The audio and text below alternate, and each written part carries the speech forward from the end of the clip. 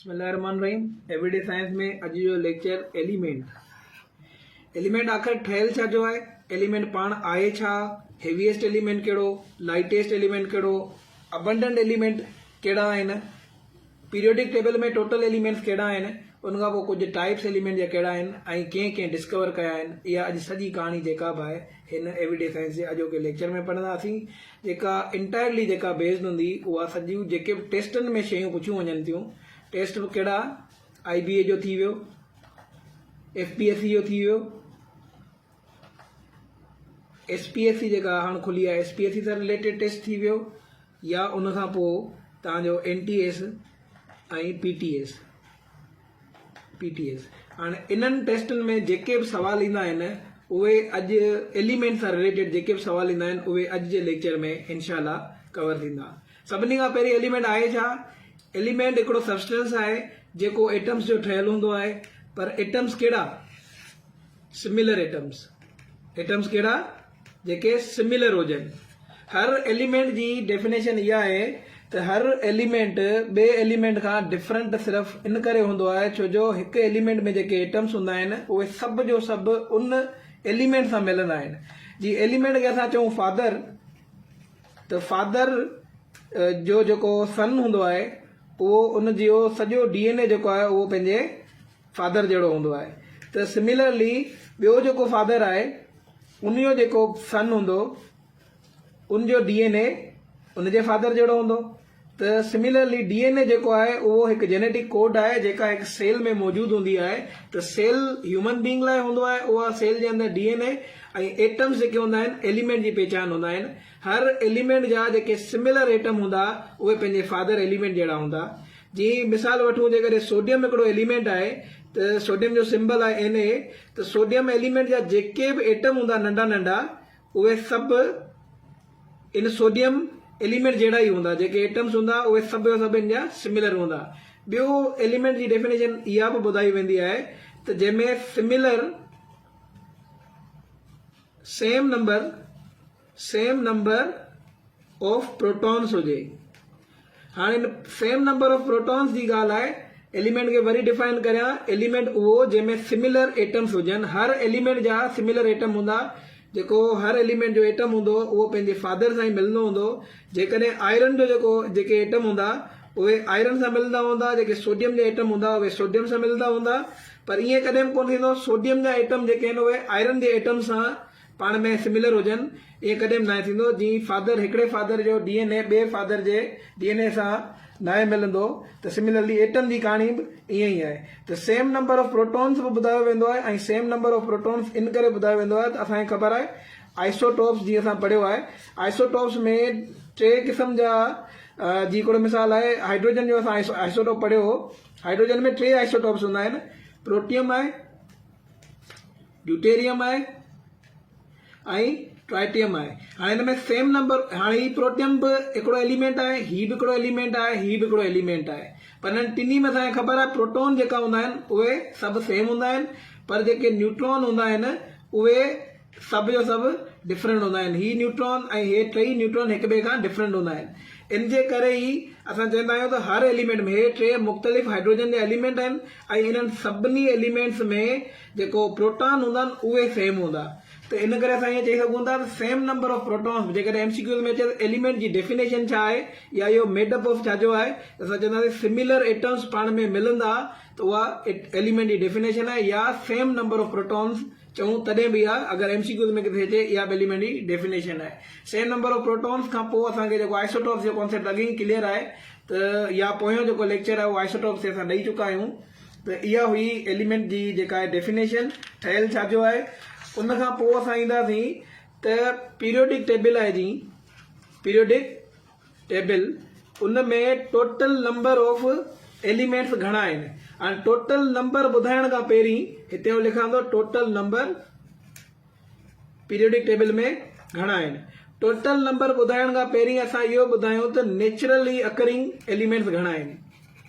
Naturally occurring जो मतिलबु आहे जेको नेचर में कुदरती जेके एलिमेंट्स आहिनि, जेके असां ठाहिया कोन्हे, उहे पाणे जो पाणे पैदा थिया आहिनि, उन्हनि जी तादाद जेका आहे उहा 94 आहे, किथे किथे 92 बि ईंदी आहे, पर जेका एग्ज़ैक्ट फिगर आहे उहा 94 आहे। ऐं जेके सिंथेटिक जेके असां पाण पंहिंजी लेबोरेटरी में ठाहियूं था उहे एलिमेंट्स जी जेका तादाद आहे उहा आहे 24। तो मतिलबु नेचर में जेके कुदरती एग्ज़िस्ट कनि था, जीअं तव्हांजो हाइड्रोजन थी वियो, जीअं तव्हांजो ऑक्सीजन थी वियो, जीअं तव्हांजो नाइट्रोजन थी वियो, या मुख़्तलिफ़ सोडियम थी वियो तव्हांजो, या पोटेशियम थी वियो, या आयरन थी वियो, मुख़्तलिफ़ एलिमेंट्स जेके आहिनि इहे तव्हांजा नेचर में ऑलरेडी एग्ज़िस्टेंट आहिनि, नेचर में मौजूदु आहिनि, कुदरत में मौजूदु आहिनि। इन्हनि खे असां ठाहींदा कोन आहियूं। इहे एलिमेंट आहिनि 94। ऐं जेके ठाहियूं था असीं, जेके पाण पंहिंजी लेबोरेटरी में ठाहियूं था या साइंटिस्ट मुख़्तलिफ़ तरीक़नि सां ठाहिया आहिनि, उहे 24 आहिनि। ऐं टोटल जेके आहिनि 94 + 24 जेके आहिनि उहे 118 थियनि था। 4 + 4 8, 9 + 2 11। Total number of elements periodic table में इहो बि MCQ थींदो आहे। टोटल नंबर ऑफ एलिमेंट्स घणो आहे? 118। इहो यादि करियो, इहा फिगर यादि करणी आहे 118, जंहिंमां 24 तव्हांजा हिननि मां का बि हिकिड़ी फिगर यादि करियो, ॿी पाणे निकिरी वेंदी। जेकॾहिं तव्हां नेचुरली अकरिंग 94 यादि था करियो त 118 मां 94 माइनस कंदा त तव्हांजो 24 तव्हांजा सिंथेटिक अची वेंदा। हिननि टिनी मां को बि MCQ अची सघे थो। ऐं मोस्ट जेको रिपीटेड MCQ आहे उहो इहो ईंदो आहे त टोटल नंबर घणा आहिनि, उहे आहिनि 118 इन जा एलिमेंट्स जा। उनखां पोइ असां इहो पढ़ंदासीं त हेवीएस्ट जेको एलिमेंट आहे उहो कहिड़ो आहे।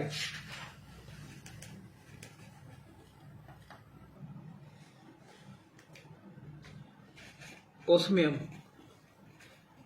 हेवीएस्ट एलिमेंट जेको आहे उनजो नालो आहे ऑस्मियम। ऐं हेवीएस्ट छो ऑस्मियम आहे? छो जो इन जो जेको मास नंबर आहे उहो इलाही वॾो आहे। मास नंबर आहे 190। हाँ हेवीएस्ट एलिमेंट टेस्ट में पूछो वेंदो आहे त which of the following is the heaviest element.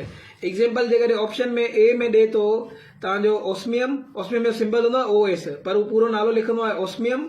छो जो एग्ज़ामिनर जो इहो कॾहिं पर्पज़ न आहे हूंदो त असां स्टूडेंट्स खे या जेके कैंडिडेट टेस्ट ॾियणु अचनि था उन्हनि खां सफ़ा को केमिस्ट्री जी डिटेल में सिंबल्स वग़ैरह पुछूं, उहो डायरेक्ट ऑस्मियम में पुछंदा आहिनि।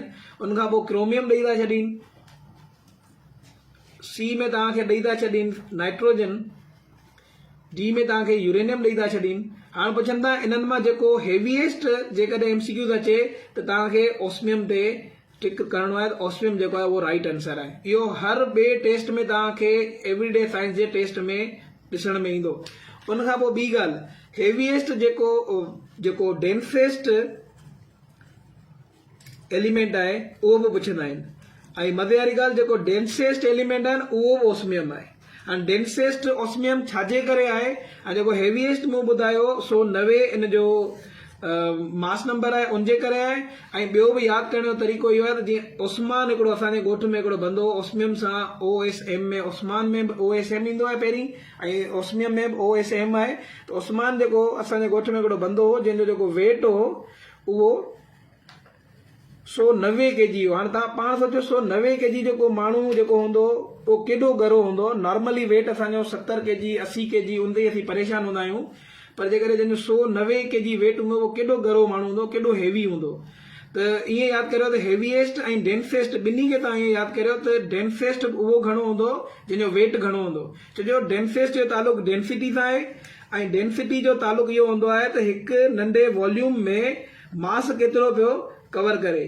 त जेतिरो घणो मास ऐं वॉल्यूम जेको माना जॻह जेका घेरे पियो आहे घटि घेरींदो हूंदो त उहो घणो डेंसेस्ट हूंदो। हाणे छो जो हिन जो ऑस्मियम जो मास इलाही घणो आहे ऐं स्पेस जेका आहे उहा घटि पियो घेरे, उनजे करे ऑस्मियम सभिनी खां डेंसेस्ट तरीन ऐं उनखां पोइ हेवीएस्ट तरीन, हेवीएस्ट स्पेलिंग HAVIEST आहे। हेवीएस्ट तरीन जेको बि एलिमेंट आहे उहो आहे ऑस्मियम। हाणे उनखां पोइ इहो सॼा MCQs आहे। जेकॾहिं डेंसेस्ट पुछो वञे त ऑस्मियम जवाबु ॾियणो आहे, अगरि हेवीएस्ट पुछो वञे त बि असांखे ऑस्मियम जवाबु ॾियणो आहे। ऐं रीज़न इहो ॿुधाईंदासीं त मास नंबर हेवी उनजो घणो हूंदो आहे, या ओस्मान सां यादि करियो त जंहिंजो वेट 190 kg हो।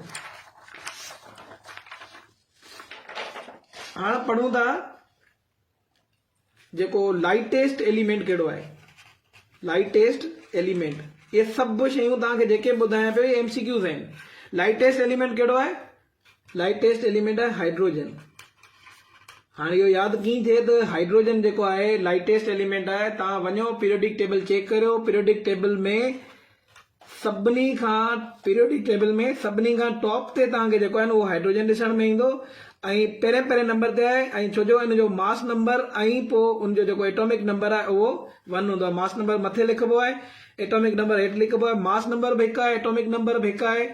त उनजे करे हाइड्रोजन जेको आहे त मास हिन जो हुनजो ऑस्मियम जो जेको मास हो उहो 190 हो। हाइड्रोजन जो मास सिर्फ़ु 1 kg आहे। तव्हां पाण ॿुधायो ॿियो को बि अहिड़ो एलिमेंट कोन्हे जंहिंजो मास 1 kg हुजे या 1 हुजे। केजी सिर्फ़ु असां यादि करण लाइ ॿुधायां पियो।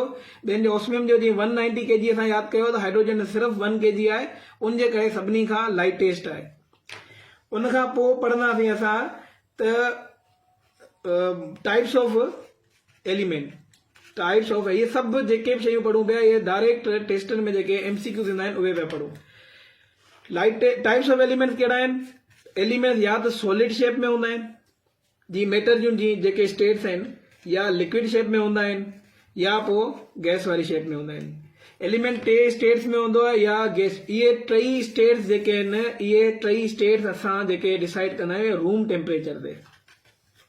रूम टेम्परेचर ते इहे 3 शयूं कहिड़ा एलिमेंट सॉलिड हूंदा आहिनि, कहिड़ा लिक्विड हूंदा आहिनि ऐं कहिड़ा गैस हूंदा आहिनि।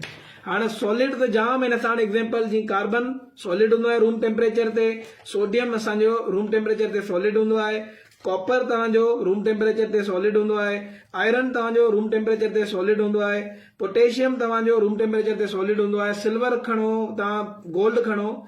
उनखां पोइ लिक्विड कहिड़ा आहिनि जेके एलिमेंट्स रूम टेम्परेचर ते।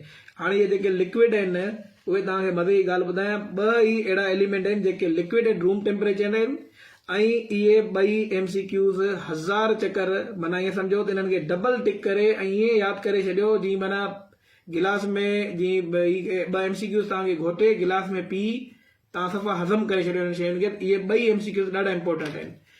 पहिरीं कहिड़ो? Liquid at room temperature. हिकिड़ो इन्हनि मां हूंदो आहे मेटल।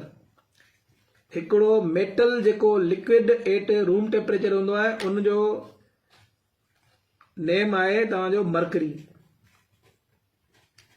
हिकिड़ो आहे तव्हांजो मर्करी। मर्करी यादि करे छॾियो। मर्करी जेको थर्मोमीटर में यूज़ थींदो आहे, जंहिंसां बुखार चेक कयो वेंदो आहे, इहो मर्करी हिकु मेटल आहे। ऐं इहो बि MCQ में पुछियो वेंदो आहे त which one of the following metals is liquid at room temperature. त तव्हांखे मेटल मर्करी ॾिसी परेशान न थियणो। मर्करी वाहिद मेटल आहे जेको लिक्विड एट रूम टेम्परेचर आहे। ॿिया सभु जो सभु मेटल्स जेके आहिनि उहे सॉलिड एट रूम टेम्परेचर आहिनि। मर्करी वाहिद मेटल आहे जेको लिक्विड एट रूम टेम्परेचर आहे। वरी ॿुधायां थो, मेटल सभु जो सभु सॉलिड एट रूम टेम्परेचर हूंदा आहिनि। सिर्फ़ु हिकिड़ो मर्करी आहे जेको उहो मेटल आहे जेको रूम टेम्परेचर ते लिक्विड हूंदो आहे।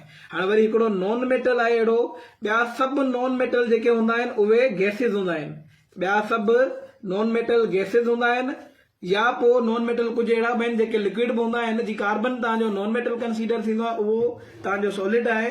पर मेजोरिटी में नॉन मेटल सभु जो सभु जेके हूंदा आहिनि उहे गैसिस हूंदा आहिनि। जीअं ऑक्सीजन नॉन मेटल आहे, डायटमिक फॉर्म में हूंदो आहे या मॉलिक्यूलर फॉर्म में। हाइड्रोजन तव्हांजो जेको आहे उहो बि तव्हांजो डायटमिक फॉर्म में। इहे सभु गैसिस, इहे सभु नॉन मेटल्स आहिनि।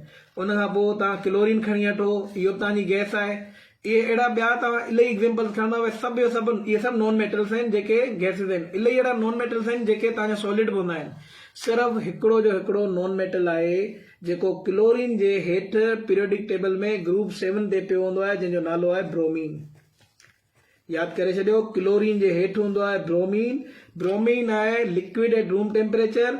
इहो नॉन मेटल आहे। MCQ में पुछियो वेंदो आहे कहिड़ो नॉन मेटल आहे जेको लिक्विड एट रूम टेम्परेचर आहे, उहो ब्रोमीन आहे।